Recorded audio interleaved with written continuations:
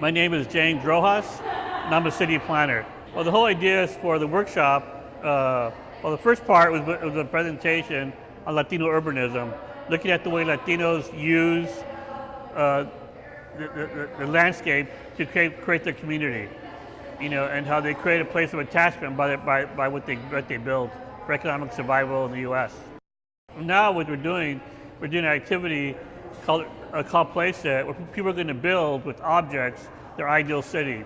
But first, they're going to build their favorite child memory as a way to understand what they like in the city. Because your favorite memory as a child is really important to you, because that's your ground zero for all your actions in the city.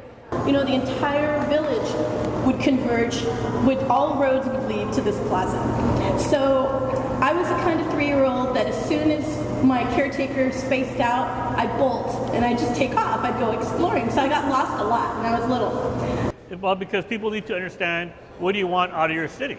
How do you want to make the city work for you, and where do you start from? How do you understand that concept?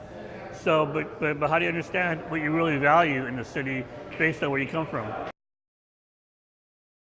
Well, the point is that Latinos are really innovative, and they're changing the American suburb to make it work for themselves, to survive, and to create social spaces and create an economy that they can prosper in, but also create an identity, a place.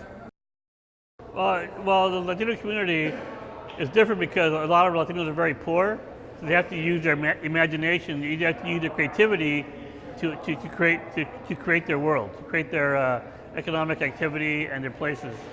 Well, I think we have to understand the kind of patterns Latinos want, and how do we design housing and transportation for those patterns. Well, just that, we just have to really take ownership of who we are and what we create and how we live to make it better. Because if we don't, we'll lose it.